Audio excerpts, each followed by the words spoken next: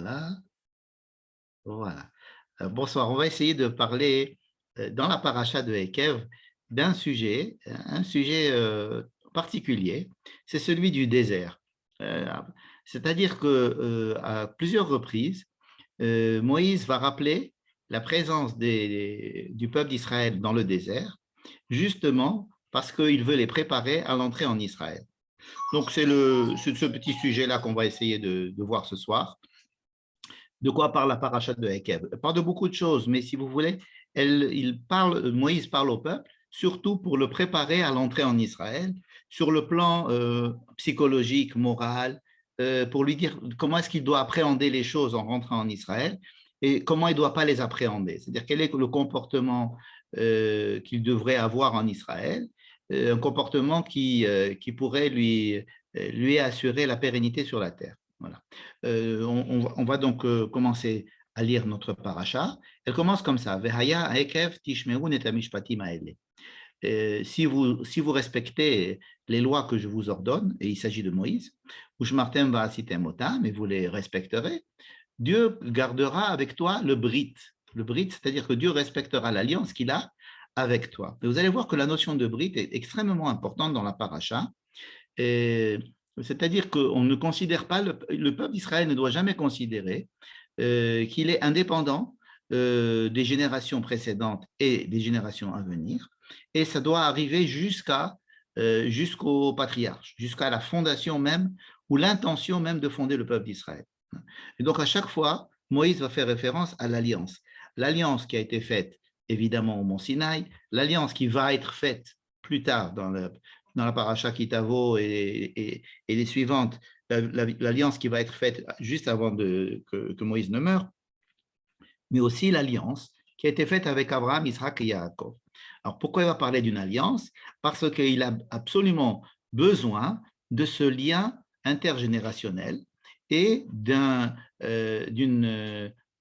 obligation pratiquement de Dieu envers le peuple qui dépasse les générations qui sont là. C'est-à-dire que, par exemple, le mérite d'une génération ou le démérite d'une génération. Et à chaque fois, on va se référer à la brite. Bon.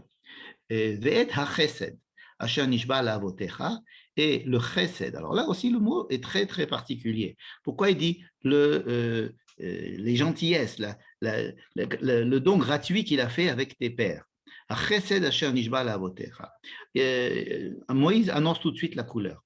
Vous ne devez pas penser que votre mérite tient uniquement à vos actions, ou bien le fait que vous soyez rentré en Israël, le fait que vous soyez riche, le fait que vous soyez prospère, le fait que vous allez profiter de la terre, ne doit jamais être pour vous euh, euh, une occasion de vous enorgueillir, de vous orgueillir de votre mérite à vous. Vous allez voir, il va le dire tout à fait clairement tout à l'heure. Mais c'est un don gratuit, promis à vos pères. Alors, qu'est-ce qui a été promis? Ce qui a été promis, c'est-à-dire qu'il y a une alliance qui est faite avec les pères, de leur donner la terre, de la terre, comment on appelle ça, la terre promise, mais en fait, c'est une terre donnée, mais la terre donnée, elle est à double tranchant, c'est-à-dire qu'elle est sujette à obligation du peuple. Donc oui, il y aura obligation des actes de chaque génération, mais d'un autre côté, les actes de chaque génération ne sont pas les seuls à rentrer en ligne de compte. Je résume. Vous allez rentrer en Israël. Il va y avoir en Israël un jugement qui va être porté sur votre comportement et duquel va dépendre votre présence en Israël et votre sécurité alimentaire, votre sécurité sur le plan des ennemis qui pourraient vous faire du mal, votre sécurité personnelle, l'abondance que vous pourrez avoir, tout ça va dépendre, oui, de vos actions. Donc,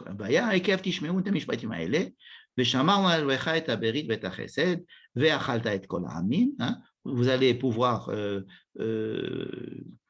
combattre tous les peuples qu'il y a autour de vous. N'hésitez pas, ce sont des peuples qui sont là pour vous embêter et pour vous essayer de vous entraîner dans l'idolâtrie. Vous devez les chasser et n'aie pas peur d'eux, il y en a beaucoup, n'aie pas peur d'eux, l'otira mehen, et sache que Dieu est là pour t'aider. Et donc, il y a une promesse de bénédiction qui va se passer. Pourquoi il y a bénédiction? Un, parce que vous allez vous respecter les commandements que je vous donne. Mais d'abord, et c'est en deux, c'est parce que vous êtes en lien avec moi, vous êtes liés par une promesse, par quelque chose de gratuit que j'ai promis à vos parents, quoi qu'il arrive, et il y a une alliance. Donc, il y a déjà, on voit une ambivalence, mais presque un paradoxe. Est-ce que l'action des gens qui vont rentrer en Israël, l'action des Juifs, c'est-à-dire le comportement des Juifs sur la terre d'Israël, et va être directement lié à leur présence et à l'abondance et à la bénédiction qu'ils auront. Ou alors, est-ce qu'il n'y a pas un autre élément? Et là, Moïse dit que oui, il y a un autre élément qui rentre en ligne de compte. C'est une promesse faite aux patriarches, une alliance faite avec les patriarches et avec eux. Et donc, nous nous trouvons ici avec deux éléments qui vont guider, si vous voulez, la situation du peuple en Israël. Il faut qu'ils fassent tout pour mériter leur présence en Israël et l'abondance qu'ils peuvent en recevoir. Mais d'un autre côté, il y a comme un domaine parallèle, qui est celui de l'alliance faite aux parents, au père, c'est-à-dire un projet historique. Et ces deux lignes parallèles vont toujours jouer, des fois même en n'étant pas en phase, les deux, n'est-ce pas? Et des fois, on va utiliser l'une, des fois, on va utiliser l'autre, des fois, Dieu va utiliser l'une et va utiliser l'autre, et il faudra qu'on joue toujours sur les deux plans. Ce qui est très intéressant, c'est que grâce à ça, on ne peut jamais dire avec certitude, ça, ce qui se passe, c'est à cause d'eux. Puisqu'il y a toujours deux causes et toujours deux systèmes de référence différents. Ils sont différents. Le fait que j'ai promis à vos parents que j'ai une alliance avec eux, j'ai une alliance avec vous. Il y a une alliance intergénérationnelle. Il y a une histoire qui doit se faire. Quoi qu'il arrive, il faut qu'il y ait cette histoire, plus ou moins rapidement, avec plus ou moins cette génération plutôt qu'une autre. Mais il y a quelque chose qui est fixé, de façon haute, élevée, n'est-ce pas? Mais il y a un deuxième élément de jugement, c'est ce que vous faites vraiment. C'est-à-dire si vous vous comportez bien ou pas bien. Donc, on ne pourra jamais dire qu'il n'y a qu'un seul des deux systèmes qui marche. Et ces deux systèmes sont décrits dans notre paracha de façon, en permanence, de façon parallèle. Et déjà dans notre premier passouk, regardez-le. Si vous respectez les lois, alors Dieu pourra garder l'alliance et la promesse qu'il a fait au Père. Alors, on a l'impression que c'est lié. Quand est-ce que Dieu va respecter l'alliance, c'est-à-dire va dire qu'il va vous donner ce qu'il vous a promis, il va vous apporter l'abondance lorsque vous ferez disons que vous ferez les commandements. Mais en fait, ici, s'il y a une notion d'alliance, c'est pour introduire la notion supra-historique qui est celle que Dieu a décidée, quoi qu'il arrive. Quoi qu'il arrive. C'est comme si on jouait dans un cercle, des trapézistes étaient en train de faire leur numéro, mais il y a un filet. Il y a un filet en bas, c'est-à-dire que maximum, si vous lâchez votre partenaire, eh bien, vous n'allez pas vous écraser par terre, vous allez tomber dans un filet. Ça, c'est pour, si vous voulez, c'est un système de protection, c'est un système de protection, mais on a quand même envie que les partenaires qui jouent du trapèze ou bien qui font des voltiges dans l'air ne tombent pas. Évidemment, personne ne veut qu'ils tombent. Mais il y a quand même un autre système qui les rattrape. Alors, le système qui les rattrape, c'est un système positif. Imaginons qu'il y a aussi un système négatif, c'est-à-dire que si Dieu a décidé quelque chose, ben, il arrivera quoi qu'il arrive. C'est-à-dire qu'il y a un projet divin, historique, j'allais dire métahistorique, qui qui est en relation avec une promesse, avec une alliance. Il y a d'autre part un comportement local de chacun et du peuple à chaque génération qui est demandé afin que cela se réalise et afin de mériter ce qui arrivera. Mais on ne peut pas savoir, on ne peut pas dire que ces deux systèmes soient reliés intimement sans donner de la liberté à chacun d'eux. C'est-à-dire dire que, par exemple, le peuple d'Israël peut être extrêmement mécréant, disons que tout le monde mérite, par exemple, l'exil à un certain moment de l'histoire, mais Dieu ne va pas les envoyer en exil, il va attendre pour une raison ou pour une autre, c'est-à-dire qu'il a ses raisons dans un deuxième système. Et inversement, il va décider que le moment est venu de rentrer en Israël, quels que soient les mérites ou les démérites. Et à ce moment-là, il y a des décisions divines supra-historiques qui sont là et qui sont reliées avec des promesses qui sont faites avec nos parents. Mais en parallèle de cela, oui, il y a un décompte des actions de chacun et du peuple, et cela aussi peut intervenir. Ça paraît illogique de jouer sur deux systèmes en parallèle. Et pourtant, c'est la vérité. Comme on dit, il y a une hashgacha pratit, une hashgacha klalit.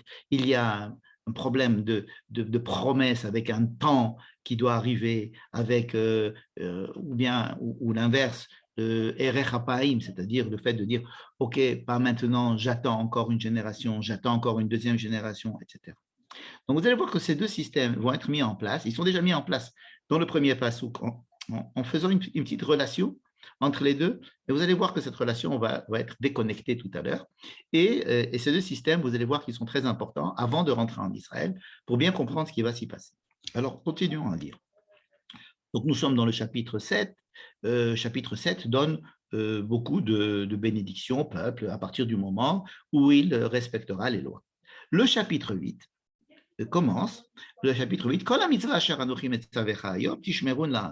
la même chose, respectez les commandements que je vous donne, n'est-ce pas?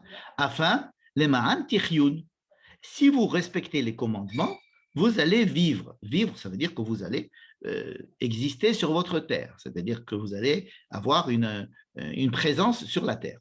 Urvitem, et vous aurez même une abondance au niveau de la population. Verishtem et taretz, vous pourrez hériter de la terre, conquérir la terre. Mais regardez, toujours il rajoute Asher nishba Adonai lavotechem. C'est la terre que Dieu a juré à vos parents. Vous voyez encore une fois ces deux systèmes. Ça veut dire, premier système, vous devez venir, vous devez respecter les commandements, vous devez combattre, vous devez faire la guerre, vous devez renvoyer les peuples. Et sachez que si vous avez fait tout ça, alors je vous donnerai la terre parce que je l'ai promis à vos parents. Ça veut dire que bien que vous fassiez tout ce qu'il faut, en tant que votre génération, avec tous les efforts, sachez que vous n'êtes pas indépendant de la promesse que j'ai faite à vos parents. Ça veut dire que la relation faite que Dieu fait avec la promesse faite à vos parents, c'est quelque chose qui oblige le peuple à la fois travailler sur le système actuel, c'est-à-dire je travaille, je fais la guerre, je combats, je fais tout comme si tout dépendait de moi. Et en plus, je dois être en permanence conscient que je fais partie d'une histoire, que je fais partie d'une alliance, qu'il y a des pères, qu'il y a des promesses, et les deux fonctionnent en même temps. Vous voyez, pratiquement à chaque verset, on rappelle ces deux systèmes. Et là, tu te rappelleras du chemin. Tu te rappelleras du chemin de 40 ans dans le désert. Donc, j'ai mis le mot Bamidbar en rouge parce que c'est le sujet que je voudrais traiter ce soir. Pourquoi la Torah nous raconte en détail les pérégrinations du peuple juif dans le désert et ne nous parle pas de l'entrée en Israël? Vous vous êtes probablement posé la question. Pourquoi la Torah s'arrête avec la mort de Moïse avant l'entrée en Israël? Si le but est l'entrée en Israël, c'est la promesse qui a été faite pratiquement depuis le début de la Torah, même dans Bereshit bara Elohim, Rashi dit que c'est simplement parce qu'il veut nous donner la terre d'Israël qui nous raconte la création du monde, n'est-ce pas? Et donc, à la fin de la Torah, on dit, ben, autant rentrer en Israël, bon, même sans Moïse, mais qu'on nous raconte l'entrée en Israël et que ça soit inscrit dans les rouleaux de la Torah. Non, on nous raconte ce qui se passe dans le désert jusqu'au seuil de la terre d'Israël, et puis ensuite la Torah s'arrête. Vous allez me dire, après, il y a le livre de Josué, on va nous raconter ça. La Bible, ce n'est pas la Torah. La Bible, c'est beaucoup plus long que la Torah. La Torah, c'est que la première partie de la Bible. La Bible, ça va comporter l'histoire qui va suivre la vie en Israël, les rois, d'abord les prophètes, les rois, et tout ce qui va se passer en Israël, n'est-ce pas? Mais la Torah elle-même se limite à la présence dans le désert. Alors, pourquoi est-ce qu'on nous raconte cette histoire dans le désert? Première réponse, c'est parce que la Torah est la Torah de Moïse, et dès que Moïse meurt, on n'a plus de Torah. C'est-à-dire que la Torah finit avec Moïse. C'est vrai, c'est une bonne réponse, ça peut être une réponse factuelle, elle est tout à fait vraie. Il n'y a que quelques versets à la fin de la Torah qui sont inscrits après la mort de Moïse, en disant que le peuple a pleuré Moïse, etc. Mais bon, c'est parce que Moïse est mort que la Torah finit. Bon. Mais on pourrait se demander aussi, dans ce cas-là, pourquoi insister, si vous voulez, sur le fait que la Torah nous raconte l'histoire des 40 ans, la sortie d'Égypte des 40 ans, et la présence de Moïse, et l'histoire de Moïse, et la vie de Moïse dans le désert, comme étant l'essentiel, si vous voulez, le corpus le plus important de toute la Bible, qui est la Torah, n'est-ce pas?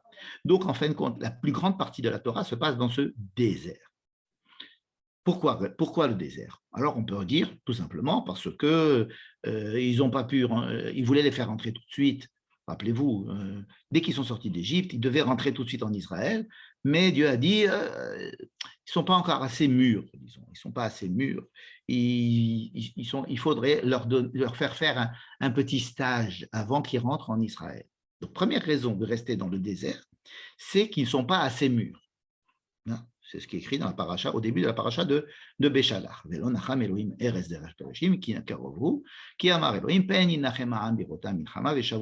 C'est-à-dire qu'ils ne sont pas capables de faire la guerre, ils vont avoir trop peur, ils ne sont pas capables. Bon, ils ne sont pas mûrs, disons qu'ils ne sont pas mûrs. Donc le désert, première raison, le désert, c'est un stage de formation pour essayer de les rendre adultes. Bon. Deuxième explication, c'est de se dire, ah mais il devait rester dans le désert que très peu de temps. Ensuite, il devait rentrer en Israël. Or, il y a eu cette histoire bien connue des explorateurs qui ont été envoyés et qui ont dit non, on n'est pas capable de rentrer en Israël. Ce qui a fait décider une punition, entre guillemets, de rester dans le désert 40 ans. C'est-à-dire que, deuxième raison, c'est parce que les explorateurs ont dit qu'on ne vous était pas capable de rentrer en Israël et que vous-même, vous avez suivi cet avis des 10 explorateurs qui ont dit du mal de la terre d'Israël. Et donc, à cause de ça, Dieu va vous laisser dans le désert. Ça rejoint un peu la première. Ça veut dire, la première raison qu'on a donnée, c'est que Dieu a jugé qu'ils n'étaient pas encore mûrs pour entrer en Israël. La deuxième que je viens de donner, c'est celle que vous-même, vous avez décidé que vous n'étiez pas à la hauteur, vous ne vouliez pas, vous n'étiez pas prêt, ça ne vous convenait pas de rentrer en Israël.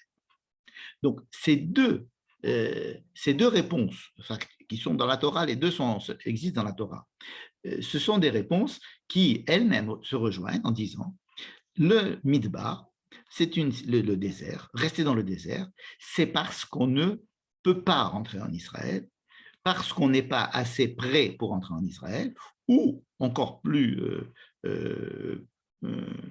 profondément, c'est de dire parce qu'il faut se préparer à entrer en Israël.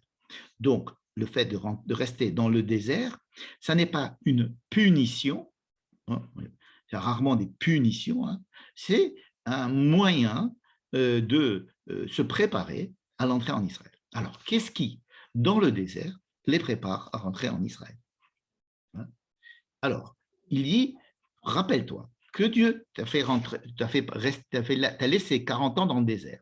Et là, il nous donne une explication. Il nous dit, les ma'an anotecha, pour te faire, comme on dirait aujourd'hui, te faire souffrir, te mettre à l'épreuve, les nasotecha, pour te mettre à l'épreuve. Le mot nasotecha, les nasotecha, j'ai lu une jolie proposition de traduction. Nasotecha te mettre à l'épreuve, ou bien nisouï. Connaissez le mot hébreu qui s'appelle nisouï, c'est-à-dire c'est une expérience. Une expérience. Par exemple, lorsque on a un nouveau matériel, on trouve une nouvelle machine, on fait un nisouï, c'est-à-dire on la met en marche pour essayer de voir ce qui marche et ce qui ne marche pas. C'est une mise à l'épreuve pour voir si ça marche, quoi, tout simplement. Donc, l'enasotera, c'est-à-dire, c'est comme si c'était pour voir si tu étais apte. C'est pour te préparer à, hein, comme un nissouille, comme si le désert était un nissouille. Hein, on fait des fois des tirs de missiles, des nouveaux missiles, alors, ou bien en nissouille, c'est-à-dire on essaye de voir simplement si ça va marcher ou ça va marcher, et puis apprendre de cela, pouvoir essayer de réparer les éventuels désavantages qu'on a vus dans notre nissouille. Mais il y a aussi une autre acception au mot nisayon, nasotecha, c'est le mot nes. Nes. Nes. Qu'est-ce que c'est que le mot nes? Alors c'est vrai qu'en hébreu, cela veut dire un miracle. Hein, mais avant que ça devienne un miracle, le mot nes veut dire le mât.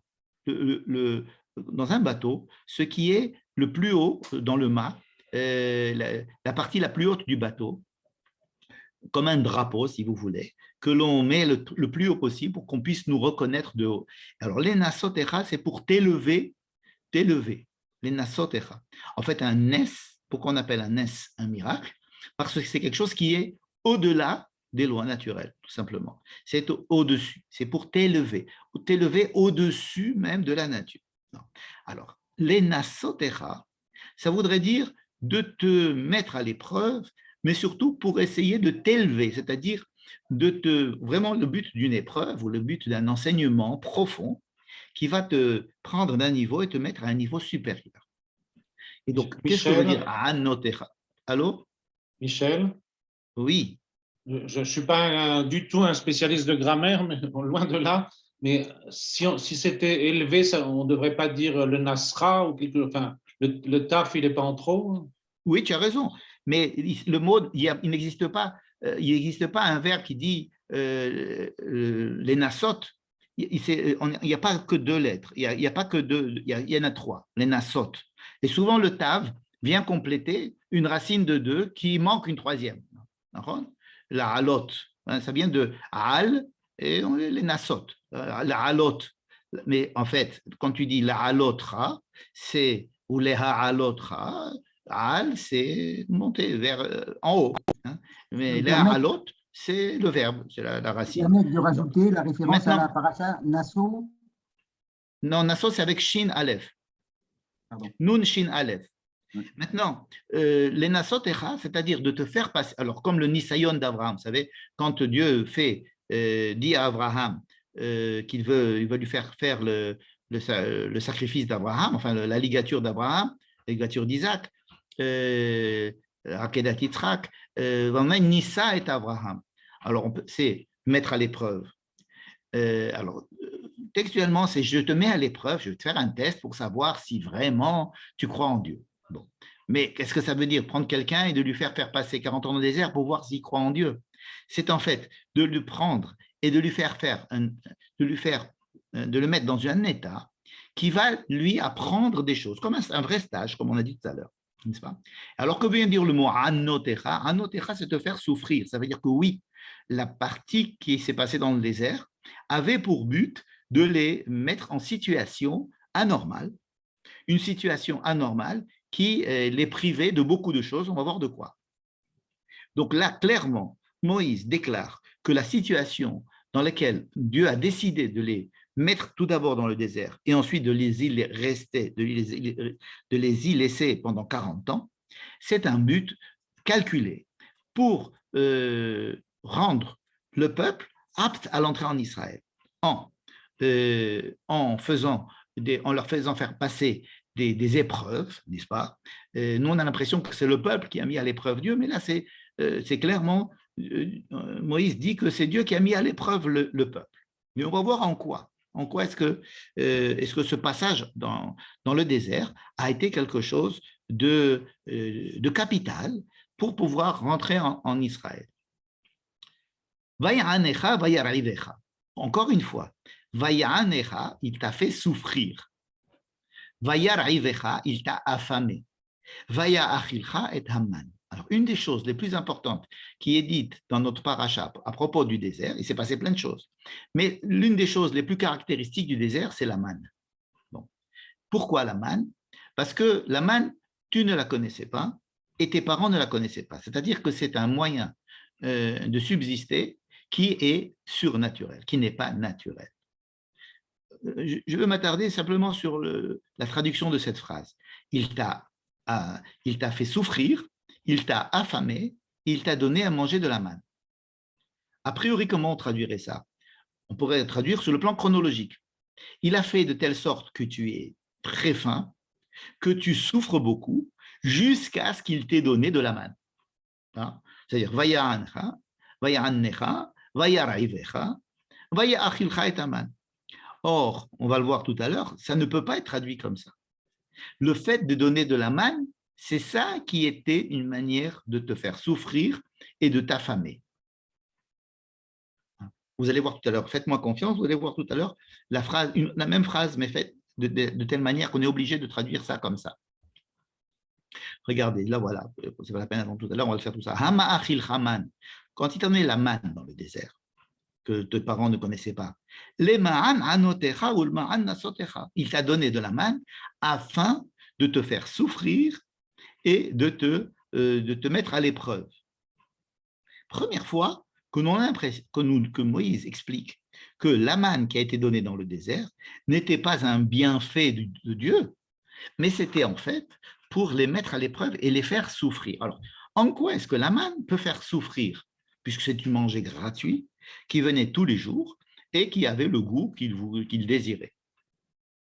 Alors, la manne est comme caractéristique du désert. On va dire que le désert, quand même, il y avait rien, il n'y avait aucune souffrance dans le désert, puisqu'ils avaient en permanence de l'eau, ils avaient donc en permanence de la nourriture grâce à la manne. Il va dire tout à l'heure que les vêtements eux-mêmes ne s'usaient pas, les chaussures ne s'usaient pas, ils faisaient tout pour qu'ils aient le confort, ils avaient de l'ombre, ils avaient tout ce qu'il fallait. Pourquoi est-ce que Moïse décrit le désert comme un endroit de supplice, pratiquement? Vous êtes d'accord maintenant, après avoir lu le deuxième verset, qu'ici aussi, il faut lire que le fait de donner de la manne, c'était de nous affamer. Alors, qu'est-ce que c'est que cette souffrance de manger de la manne? En quoi est-ce que c'est une souffrance de manger de la manne? Tout simplement parce que la manne, qui c'est qui décide de nous la donner? C'est Dieu. On n'a rien fait pour avoir de la manne. Si, il fallait sortir le matin à ramasser. Mais qui dit que le lendemain, il y aura de la manne? Personne. Or, l'une des caractéristiques de la possession, de la richesse, lorsque l'on va entrer en Israël, nous allons avoir de la terre à labourer, des champs. Nous allons, quand tout va bien, pouvoir engranger notre blé, hein, ou alors agrandir notre compte en banque. On pourra acheter des maisons, on pourra acheter des terrains, on pourra s'enrichir. Et alors, quelle est la différence avec le fait d'avoir toutes ces choses-là dans le désert gratuitement? C'est que dans le désert, on n'a rien fait pour les avoir et qu'on n'a pas l'assurance que le lendemain, on les aura. C'est-à-dire que les bienfaits que nous avons dans le désert ne dépendent pas de nous, ils dépendent de Dieu en permanence. Et le fait que ça dépend entièrement de la volonté de Dieu et que je ne peux pas capitaliser, comme on dirait. Je ne peux pas avoir quelque chose à me dire, c'est à moi, je vais décider de le manger aujourd'hui ou demain ou après-demain. Je vais décider d'en avoir plus que l'autre. Je vais décider de le donner à telle personne pour avoir un tel avantage. Bref, tous les avantages du capital, n'est-ce pas? On ne pouvait pas l'avoir dans le désert. En fait, le désert me supprimait ce profond besoin qu'a l'homme d'avoir une possession d'une richesse, quelle qu'elle soit, petite ou grande, d'une volonté de pouvoir acquérir cette richesse et ensuite une volonté de pouvoir la garder et la redistribuer à sa guise. Voilà ce que la manne ne me permettait pas dans le désert.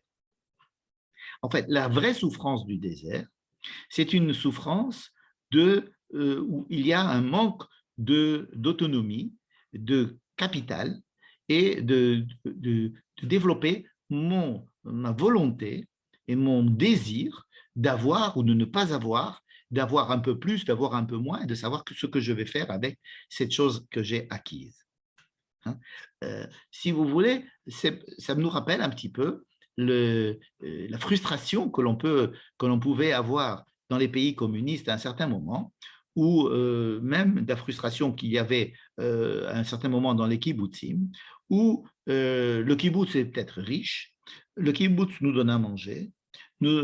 En URSS, à l'époque, il y avait du travail pour tous, n'est-ce pas? Mais on ne pouvait pas capitaliser.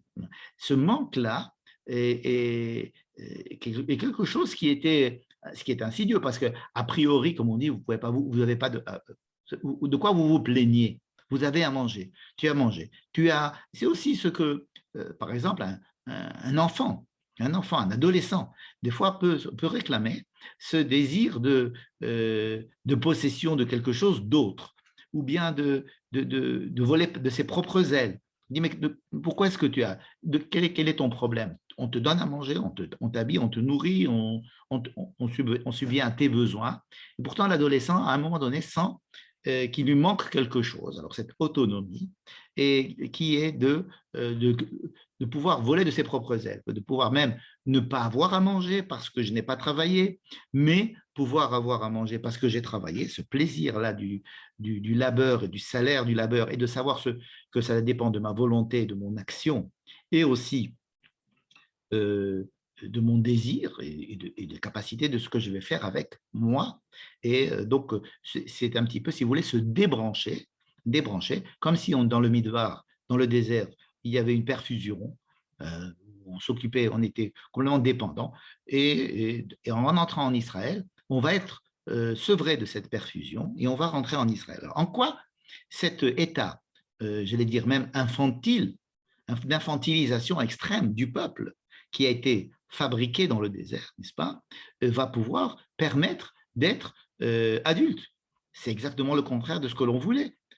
Quand Dieu n'a pas voulu faire entrer les enfants d'Israël directement en Israël, et qu'il a voulu les faire passer dans ce désert, alors ils doivent avoir une période où ils devraient quitter l'enfance et passer à l'âge adulte.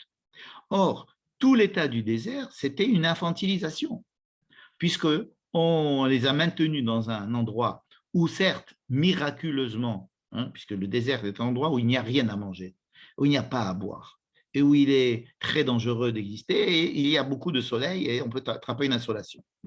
Donc, on va encore plus ressentir les miracles, c'est-à-dire le fait que nous soyons entièrement dépendants des miracles, dépendants de la volonté de Dieu. En quoi est-ce que cet état va m'aider à rentrer en Israël? Ça a l'air paradoxal. Pour rentrer en Israël, au contraire, apprends-moi à être indépendant. Ne m'apprends pas pendant 40 ans à être dépendant. Donc, cette question-là, c'est la question que va poser Moïse, et il va y répondre. Vous allez voir tout à l'heure. Donc, on répète, on résume. Rappelle-toi de ce qui s'est passé dans le désert. En rentrant en Israël, tu dois absolument te rappeler ce qu'il y a dans le désert. C'est-à-dire qu'en rentrant en Israël, tu vas lire la Torah, par exemple, et dans la Torah, il y a écrit ce qui s'est passé dans le désert. C'est-à-dire que le but, ce n'est pas la vie dans le désert. Le but, c'est la vie en Israël. Mais comme nous allons le voir tout à l'heure, la vie en Israël, sans se rappeler de ce qui s'est passé dans le désert, est dangereuse. C'est pour cela, peut-être, que la Torah est la Torah du désert. Pourquoi? Parce que la Torah est une préparation à la vie, à la vraie vie. C'est-à-dire qu'on ne veut pas que nous vivions dans le désert en permanence, mais il faut se rappeler de ce qui s'est passé dans le désert pour pouvoir pénétrer dans la vie, rentrer dans la vie, rentrer en Israël. L'entrée en Israël, c'est le but. C'est le but. L'enseignement, ça va être le désert. Donc, quel est cet enseignement? On vient de dire que c'est un enseignement inverse, puisqu'il m'apprend à être dépendant, talouille. Je suis dépendant. Donc, il m'infantilise. Il ne me permet pas d'être adulte. Or, il est censé m'apprendre à être adulte pour pouvoir rentrer en Israël et vivre une vie d'adulte responsable où je vais, oui, vivre pleinement une vie de capitalisation, où je vais pouvoir avoir des arbres, des fruits, je vais pouvoir les cultiver, je vais choisir les arbres que je vais planter, les fruits que je vais manger, je vais pouvoir faire tout ce que je peux, ce que je veux de toute cette richesse qu'il va y avoir en Israël, et c'est le but. Et alors, à quoi sert ce désert? À quoi sert ce désert? Puisqu'on a dit qu'il était infantilisant, n'est-ce pas?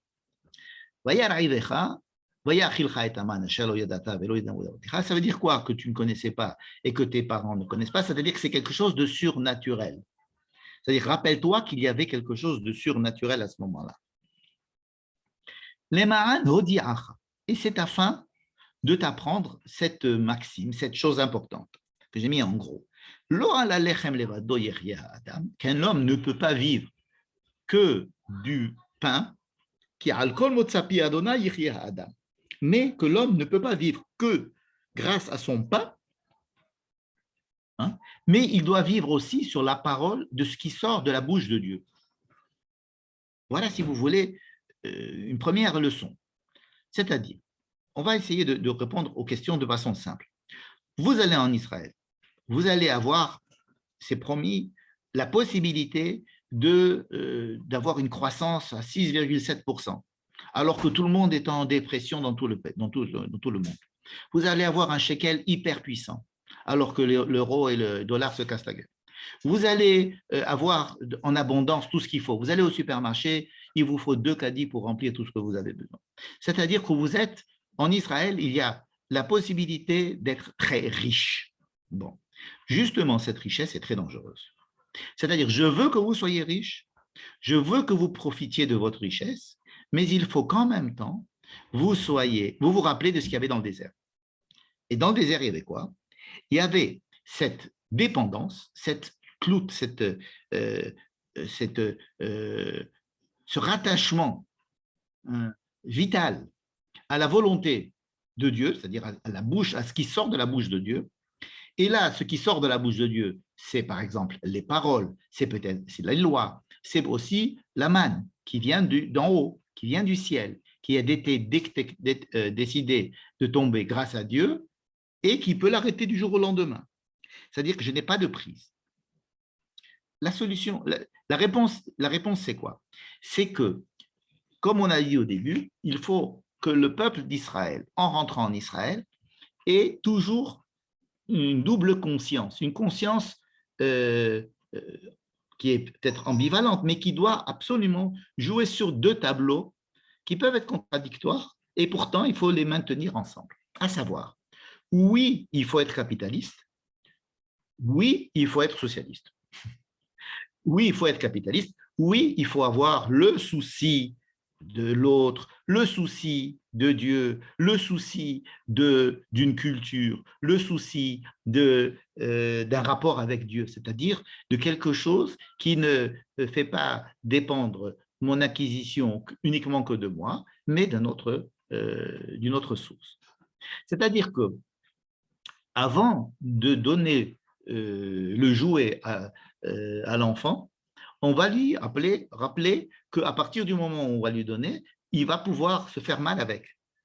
Donc, il va falloir lui faire… Le stage qu'on a fait dans le désert, ce n'est pas pour nous infantiliser, comme on a cru tout à l'heure, mais c'est pour nous faire dépendre d'une relation, de créer, de tisser une relation qui va être une relation, disons, verticale, une relation avec la dépendance de quelque chose d'autre que moi, et que je dois maintenir dans ma conscience, pas dans les faits, puisqu'il n'y aura plus de manne en Israël, mais qui doit être maintenir dans la conscience de ma vie en Israël, lorsque j'aurai une relation horizontale avec le monde, que la dimension verticale doit toujours être présente. En fait, le désert, c'était pour ancrer cette dimension verticale.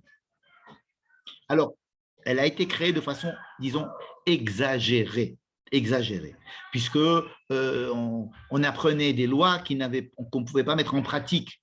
On avait on était sur un nuage pratiquement. Hein. Et donc, on n'était pas dans la vraie vie. Alors, qu'est-ce qui s'est passé dans le désert? C'est qu'on m'a appris à dépendre de cette relation verticale. Et alors, Moïse dit, cette relation verticale n'est pas le but, mais parce que la relation, l'important, c'est cette relation horizontale, c'est-à-dire vous avec les autres, votre terre, avec votre capital, avec tout ce que vous pouvez, vous, entreprendre. Mais sans cette relation verticale, vous serez perdu. Vous serez perdu complètement. Non. Donc, faisons maintenant le résumé. Pourquoi Dieu ne les a pas fait rentrer en Israël? Pas parce qu'ils n'étaient pas assez mûrs, mais parce que ils allaient devenir trop dépendants de la relation horizontale au monde. Et que cette relation horizontale au monde allait très vite leur faire oublier l'alliance et la dimension verticale qu'on doit avoir à la fois avec Dieu, c'est-à-dire avec une dimension spirituelle, disons, avec quelque chose qui vient du ciel, n'est-ce pas, et qui vient aussi des ancêtres, qui vient d'une promesse, qui vient avec un but métahistorique. Il y a quelque chose qui doit m'élever de la vision immédiate et horizontale que je pourrais avoir avec le monde. En fait, le midbar, sans faire un trop grand jeu de mots, va m'apprendre, le midbar, le désert, va m'apprendre à respecter ce dibour. Hein. Ben, midbar, ça veut dire, il y a le mot dibour dans le désert, alors qu'il n'y a personne qui parle, c'est le silence. Mais il y a le mot dibour dans le midbar, c'est-à-dire que c'est une situation qui va m'obliger à être à l'écoute de quelque chose d'autre que ma relation horizontale au monde. N'est-ce pas? C'est pour ça que peut-être beaucoup de gens, les prophètes, sont allés dans le désert pour essayer de se ressourcer, disons, parce qu'il y a un tel manque d'horizontalité, c'est-à-dire, j'ai imaginé que dans le désert, il n'y a pas de Wi-Fi, il n'y a pas d'Internet, il n'y a rien, donc je suis obligé de créer une relation ou bien de trouver une relation totalement différente. Et ce qui s'est passé d'essentiel dans le Midbar, c'est le davar, c'est-à-dire le dibour. Hein? Rappelez-vous ce qu'a dit Moïse la semaine dernière, l'essentiel, c'est la parole et l'écoute de la parole. C'est par là que se transmet ce qui s'est passé au Mont Sinaï, par exemple. N'est-ce pas? C'est-à-dire que ce qu'on appelle, nous, la culture ou alors la spiritualité, cette relation verticale, c'est cette relation-là qui a été fabriquée dans le désert et c'est elle qui est le principe même de la Torah.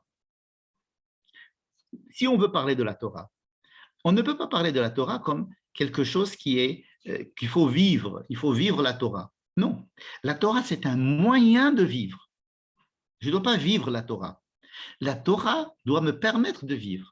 Comme le désert a permis de vivre bien en Israël, hein, la Torah doit me permettre de bien vivre dans la vie normale, n'est-ce pas? Alors, la Torah, elle part du désert parce que la Torah crée cette relation verticale, n'est-ce pas? Mais le but, c'est de l'intégrer à ma relation horizontale, c'est-à-dire une relation tout à fait normale, naturelle avec le monde.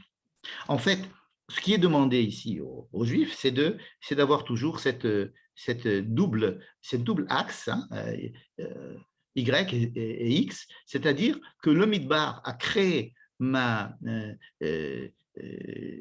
l'axe Y et l'entrée en Israël va m'inviter à rentrer dans les abscisses de X.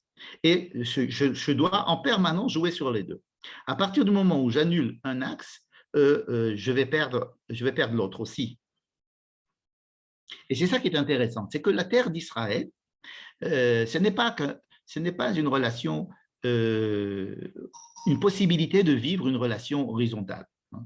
C'est que la vie en Israël, à partir du moment où elle n'a pas cette dimension verticale, elle cesse même d'avoir une possibilité de vie horizontale. En ce sens, c'est une terre qui n'est pas comme les autres. C'est-à-dire que Tout à l'heure, rappelez-vous, j'avais proposé que Moïse était en train de dire que le peuple d'Israël était jugé sur deux registres différents, parallèles. Premier registre, celui de votre action. Tout dépend de ce que vous faites. Vous agissez bien, tout ira bien. Vous agissez mal, tout ira mal. Mais il y a aussi une deuxième ligne de décision qui est beaucoup plus élevée, qui est une ligne de conduite que Dieu, avec laquelle Dieu dirige le monde, qui est une ligne de conduite qui est supra-nationale, supra-historique, et qui a des tenants et des aboutissants qui nous dépassent, qui dépassent moi et mon peuple et ma génération, et qui dépendent de considérations historiques, fait l'alliance avec les parents, avec les grands-parents, et le but de l'histoire pour Dieu, etc. Et moi, je dois toujours prendre ces deux lignes de conduite et être conscient qu'il y en a deux. Tout faire comme si tout dépendait de moi et savoir que tout ne dépend pas de moi, en fait. Voilà. Et bien, de la même manière, je dois rentrer en Israël et profiter des fruits de la terre et bien manger et être rassasié, etc. Mais d'un autre côté, je dois me rappeler de ce qui s'est passé dans le désert. Qu'est-ce qui s'est passé dans le désert? Dans le désert, je n'avais aucun capital, je ne pouvais pas capitaliser, donc j'étais privé de téléphone, j'étais privé de Wi-Fi, j'étais privé d'Internet, j'étais privé de compte en banque, j'étais privé de tout. Je vivais, je survivais et j'ai appris à développer cette dimension verticale. Et on me demande d'étudier la Torah pour continuer à comprendre que cette dimension verticale, elle doit être présente dans ma vie en toute génération. Quand on étudie la Torah, on essaye de se spécialiser, de fabriquer cette ligne verticale. Mais ce n'est pas pour rester, encore une fois, dans la ligne verticale. Hein? Ce n'est pas pour s'enfermer dans un donjon et de dire je vais me coller à Dieu ou d'avoir des élans mystiques extrêmes de ce genre. C'est de pouvoir vivre, de pouvoir vraiment vivre, c'est-à-dire travailler, manger, avoir du plaisir, avoir du désir, avoir des relations avec les gens, essayer d'innover, essayer de trouver, etc. Et toujours garder ces deux axes. Voilà. Et c'est pour ça que la paracha de Ekev est très belle, parce qu'elle parle toujours de ces deux axes. On va continuer, et vous allez voir que c'est de ça que ça continue à parler. Par exemple,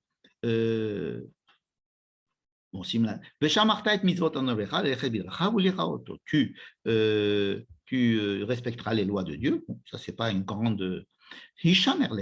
Ah, pardon, excusez-moi, j'ai sauté une ligne.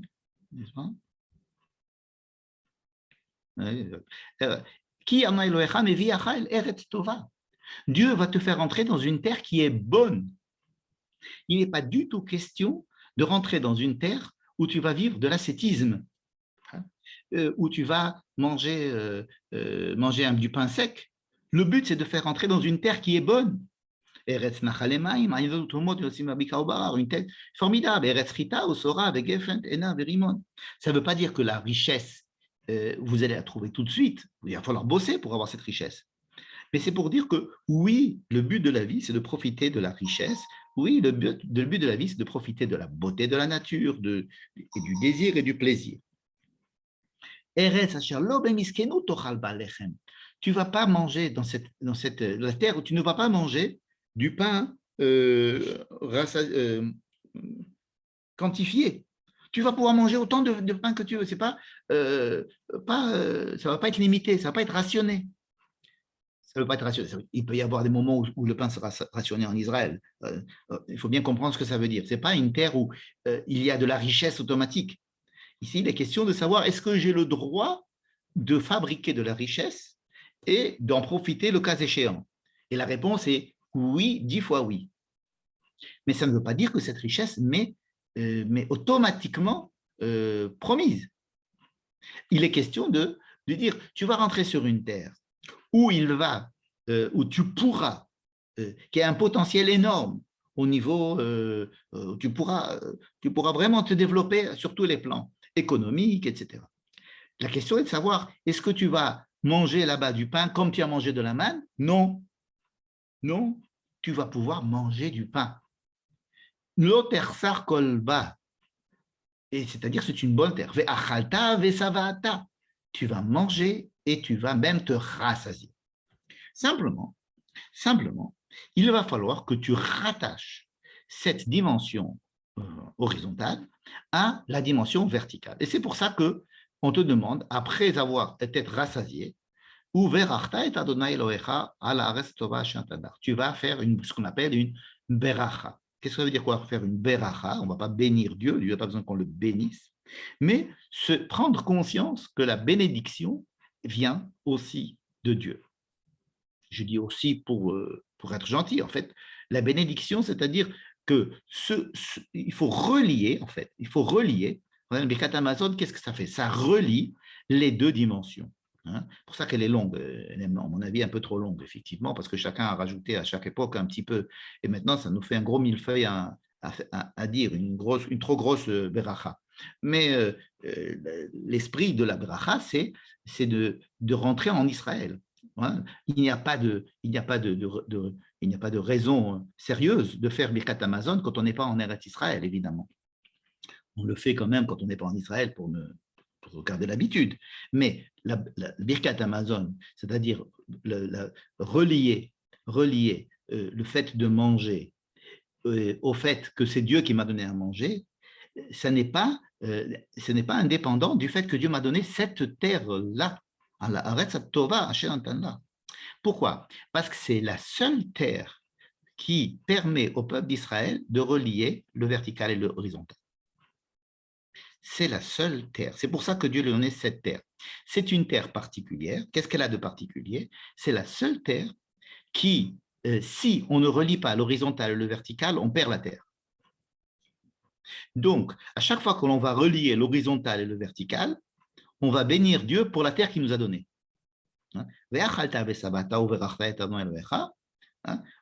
Tu béniras Dieu, tu feras la bracha tu béniras Dieu, pas pour le manger qu'il t'a donné. Il n'y a pas écrit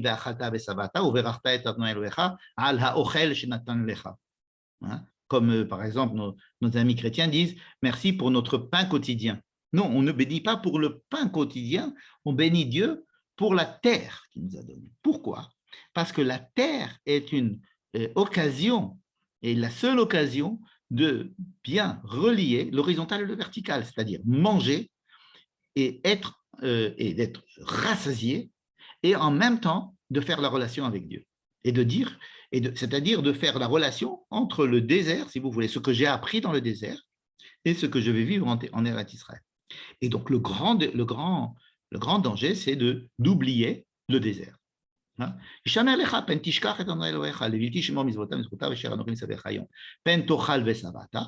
qu'on a peur que tu manges et que tu sois rassasié, et batim tovim tivne, et que tu construises des belles maisons, des tamas, ce que vous voulez, veya shafta, et tu vas t'installer, ouf karcha vetzoncha yebeyun, et tu auras plein d'argent en banque, et tu auras plein de tout, veram levavra, et alors tu vas oublier la dimension verticale, tout simplement.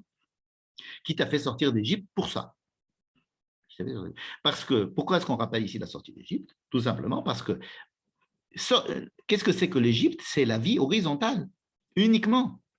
Il faut bien se rendre compte que la vie en Égypte, c'est une vie horizontale, c'est-à-dire c'est une vie où, comme disait le peuple lui-même, on mangeait très bien gratuitement de tout, il y avait de l'abondance, mais il n'y avait pas cette dimension verticale. N'est-ce pas? C'est-à-dire que l'homme vivait comme un animal en de très bonnes conditions, mais il n'avait pas cette dimension de liberté, c'est-à-dire cette dimension de rapport à quelque chose de haut, d'élevé, comme on avait vu tout à l'heure le Nes, cette élévation, n'est-ce pas? Donc, pour s'élever, après la sortie d'Égypte, il fallait prendre le peuple qui était capable maintenant. On avait enlevé le capuchon pour pouvoir s'élever. En Égypte, si vous voulez, il y avait comme un couvercle qui empêche les gens de s'élever. C'est le principe même des dictatures qui promettent au peuple de bien manger. Disons, un dictateur éclairé qui donnerait à manger à son peuple, qui ferait que tout le monde a un travail, une maison et de quoi manger et de subvenir à ses besoins. Seulement, on les empêche d'être libres, de penser. On les empêche d'avoir un rapport avec l'au-delà, à s'élever. Parce qu'en s'élevant, ils vont pouvoir renverser peut-être le pouvoir en place. Ils vont avoir des idées, des idées que Dieu ne plaise. C'est très dangereux d'avoir des idées. Donc, ça, c'était l'Égypte. On a enlevé le couvercle de l'Égypte. Mais en enlevant le couvercle de l'Égypte, on n'a pas encore construit la dimension verticale. Le désert, 40 ans dans le désert, et la Torah qui a été faite dans le désert et qui se spécialise à essayer de construire cette dimension verticale. Et une fois que nous avons la dimension verticale, il va falloir rentrer en Israël pour mettre à l'épreuve cette dimension verticale avec la dimension horizontale. Il y a des gens qui préfèrent rester dans la dimension verticale. Ça peut correspondre aussi avec des gens qui préfèrent rester en dehors d'Israël, pour pouvoir garder la ligne, la verticalité bien droite, n'est-ce pas? Parce que si on va en Israël, chas v'shalom, on va être confronté à l'horizontalité. Et donc, si pendant 2000 ans, nous avons développé ce judaïsme vertical, n'est-ce pas? C'est bien parce qu'ils ont vécu 40 ans, on a vécu 2000 ans, ils ont vécu avec cette dimension verticale dans le désert 40 ans, nous avons vécu 2000 ans. Tout le problème maintenant, c'est que nous allons rentrer dans l'horizontal. Alors, soit on va dire le vertical ne sert plus à rien, il faut faire un nouveau, on va oublier d'être juif et maintenant on va devenir un Israélien comme un citoyen du monde, c'est-à-dire on va être horizontaux, ou alors on va dire non, on veut rester uniquement verticaux, n'est-ce pas? Et dans ce cas-là, même si je suis en Israël, je fais comme si je ne suis pas en Israël, je fais comme si j'étais en dehors d'Israël et je continue à vivre ma verticalité bien droite, n'est-ce pas? Alors que le but, c'est de ne pas oublier la verticalité et de vivre une horizontalité, tout simplement. Je t'ai fait passer dans le désert, Nachash, Sarav et Akrav, où théoriquement, c'est un endroit où on ne peut pas vivre. Il y a des scorpions, il y a des serpents. Et en principe, tout le monde meurt dans un désert. Il y a une soif pas possible. Et pourtant, Dieu t'a appris que même dans des situations où théoriquement on devrait mourir, il peut te faire vivre. Il peut te faire vivre. Donc, oui, il a la capacité à te faire vivre à l'intérieur même de ton horizontalité, à condition que tu saches que ça vient de lui. On a déjà lu ce verset. Encore une fois, c'est-à-dire en quoi est-ce qu'il m'a privé dans le man. Je répète la définition que j'ai donnée tout à l'heure de inouï, c'est-à-dire de la souffrance qu'il y avait en fait de manger de la manne. C'est une souffrance parce que je n'avais pas la possibilité de capitaliser, c'est-à-dire de vivre mon horizontalité avec le monde. J'étais obligé sans arrêt de dépendre de ce qui vient d'en haut, de ce qui vient du ciel, n'est-ce pas? Par exemple, on nous dit qu'à Kippour, on ne mange pas et que c'est un inouï, le même verbe. Pourquoi? Pas parce qu'il faut, à Kippour, il faut absolument être à jeun. Non. La preuve, c'est qu'on doit manger avant Kippour. S'il fallait être à jeun à Kippour, le but, c'était qu'on soit à jeun, c'est-à-dire qu'on souffre de la faim à Kippour, on nous aurait demandé de jeûner 2 jours, par exemple, ou au moins de ne pas manger la veille. Or, il y a une grande mitzvah de bien manger la veille de Kippour. Juste avant d'aller à la synagogue, on mange comme on n'a jamais mangé, et on va à Kippour et on prie comme si on était en jour de jeûne. Mais on vient de manger. Pourquoi on m'a demandé de manger? On m'a demandé de manger parce que le but, ce n'est pas que tu jeûnes, c'est que tu vives une journée de jeûne. C'est que tu rentres dans un monde où tu oublies d'avoir besoin de manger. C'est ça. Kippour, c'est un monde où il faut enlever cette possibilité que le manger existe. Comme quand on rentre dans le Shabbat et que le travail n'existe pas, on le fait sortir de la tête. Je rentre dans un monde dans le Shabbat, je rentre dans le Shabbat et je fais sortir de ma vie toute la possibilité du travail, de la melacha. Pareil, je rentre à Kippour, je fais sortir tout ce qui me rattache à ce monde, n'est-ce pas? Alors, vous allez me dire, oui, mais ça veut dire que c'est le jeûne. C'est vrai, on jeûne à Kippour. Enfin, je n'ai pas dit qu'on ne jeûne pas à Kippour. Mais le but, ce n'est pas de jeûner, c'est-à-dire de souffrir du jeûne. De fait, je souffre, le inouï, c'est de m'empêcher d'être en relation avec quelque chose qui m'est familier. Alors, la manne, elle me fait souffrir parce qu'elle m'empêche d'être avec quelque chose qui devrait être familier, c'est-à-dire la possession, et le fait de désirer, de oui cultiver quelque chose, de oui en avoir plus, de oui en avoir moins, de le partager, de le donner, de le garder, de le mettre dans un coffre-fort. Alors, on m'enlève cette possibilité-là de jouer, de capitaliser. Alors, c'est ça le inouï. De la même manière que Kippour, on m'empêche d'avoir un contact avec, avec les ta'anougim habituels, n'est-ce pas? C'est un petit peu fin comme définition parce que, en fin de compte, on jeûne à Kippour. Donc, on ne peut pas dire qu'on ne jeûne pas à Kippour. Mais le but, ce n'est pas de jeûner, ce n'est pas d'être en détresse. La détresse de Kippour, c'est de vivre une séparation avec quelque chose qui m'est naturellement, c'est quelque chose qui est naturel chez moi, de devoir manger, de devoir boire, de devoir avoir les besoins minimaux. Alors, de me séparer de ces besoins minimaux, c'est ça qui est demandé à Kippour, parce qu'on veut que je sois dans un autre monde. Comme Shabbat, on voudrait que je sois dans un autre monde et pas dans le monde du travail. Et il se trouve que je ne vais pas manger. Mais pensez encore une fois à la veille de Kippour, où les gens sont repus quand ils sont à la synagogue, mais ils sont en train de faire les prières de Kippour, les mêmes prières que le lendemain, qui disent « Nous sommes aujourd'hui en train de jeûner ». Mais tu ne jeûnes pas puisque tu as le ventre plein. Ça veut dire que c'est comme dans Shabbat. Je viens de travailler, j'ai encore toutes les idées de mon travail, pourtant je rentre dans Shabbat. Et bien, ce qu'on me demande de faire, c'est de me détacher des choses naturelles qui sont là. Et ça s'appelle un inouï. Un inouï, c'est me séparer des choses qui me sont naturelles.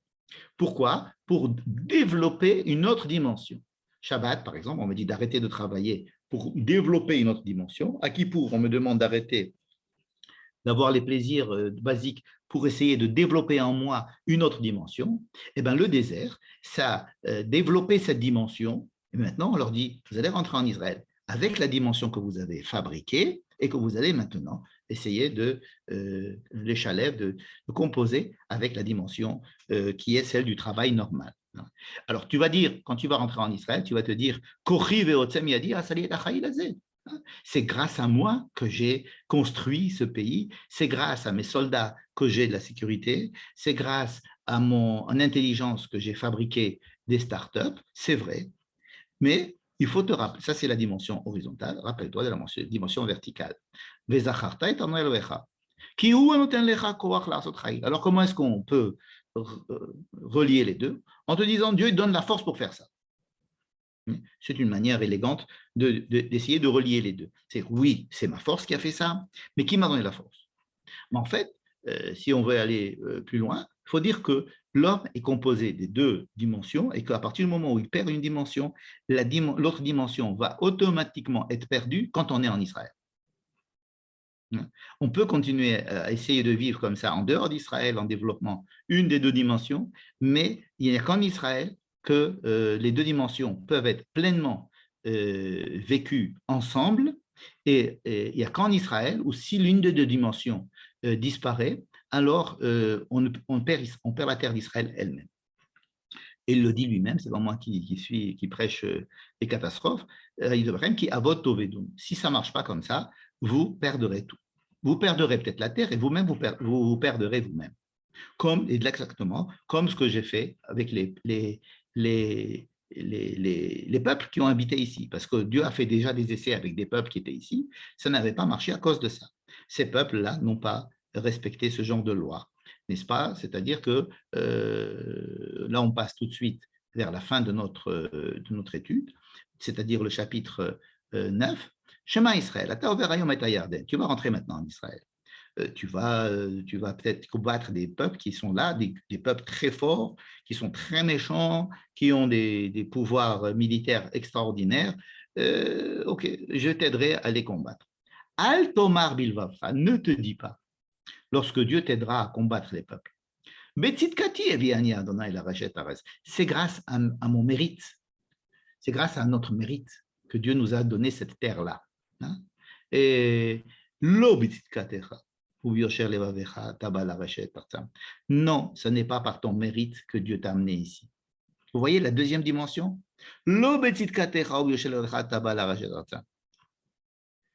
Ou peut-être que c'est parce que les peuples-là, ils ont été renvoyés parce qu'ils étaient mécréants. Mais c'est surtout les ma'an hakim et adavar shenishba Adonai la'avotecha. C'est parce qu'il y a une promesse avec tes pères. C'est une douche froide par rapport au début de la paracha. Dans la paracha, rappelez-vous, au début, on nous avait dit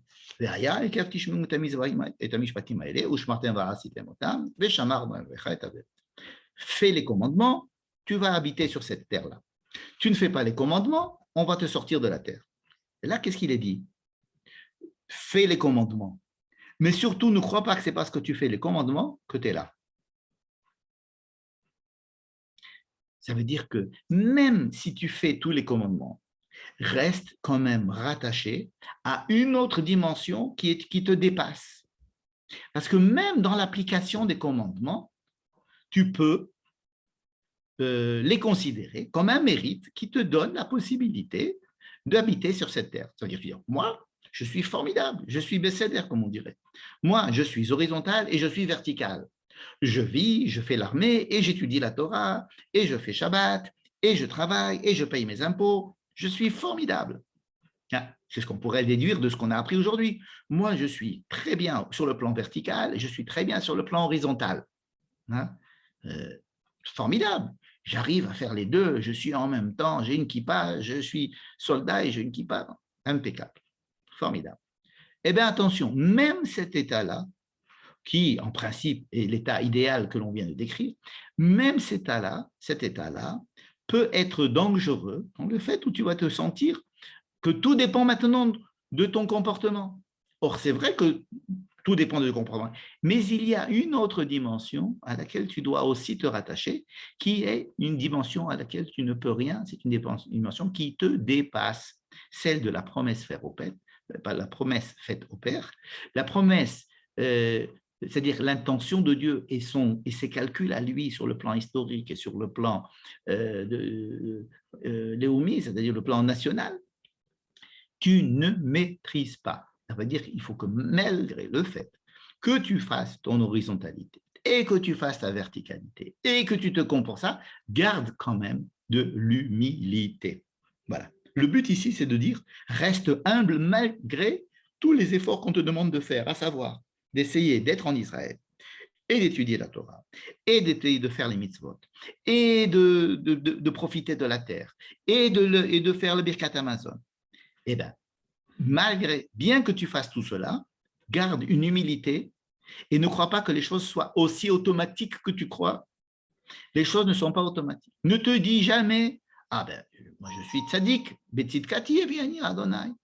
Non, lo betzidkatecha, ou viosher levavecha. C'est pas parce que tu es droit, c'est pas parce que tu es tzaddik, mais Dieu a ses comptes à lui. Ça veut dire que c'est quand même difficile ce qu'on demande aux Juifs. On lui dit, ne vis pas une horizontalité seulement, ne vis pas une verticalité seulement, il faut vivre les deux et le vivre en Eretz Israël. Et une fois que tu auras fait ça et que tu penses que tu fais le mieux de ce qu'on te demande de faire, reste humble vis-à-vis des conséquences et des résultats. Reste humble. Pourquoi? Parce que Dieu a d'autres. Il n'a pas que toi. Il n'a pas que toi à prendre en ligne de compte. Il y a d'autres éléments qui te dépassent, qui sont reliés à la promesse faite au Père, c'est-à-dire à des comptes que Dieu a à faire avec toutes les générations, avec l'histoire et avec ses comptes à lui. N'est-ce pas? Voilà. Je voudrais finir sur ça. C'est-à-dire que l'obetzidkatera, ça vient, si vous voulez, rendre beaucoup plus humble le juif, même celui qui a fait exactement tout ce qu'on lui a demandé de faire, à savoir de vivre justement lui-même le paradoxe de la liaison entre le vertical et l'horizontal. Malgré le fait que tu arrives à faire tout cela, reste humble, fais tout et reste humble. Voilà. Fais tout cela, fais ce qui est la quadrature du cercle, et pourtant tu vas rester humble vis-à-vis des conséquences de tes actes. Ne t'attends pas à avoir des résultats automatiques, et si tu en as, surtout, ne te les attribue pas. C'est-à-dire l'humilité, même après avoir réussi la quadrature du cercle. Voilà, je vais m'arrêter là, et je vous remercie pour votre écoute, et je vais maintenant ouvrir les micros, si vous voulez bien, pour que vous puissiez faire vos suggestions et vos remarques. Voilà, j'arrête l'enregistrement aussi. Voilà.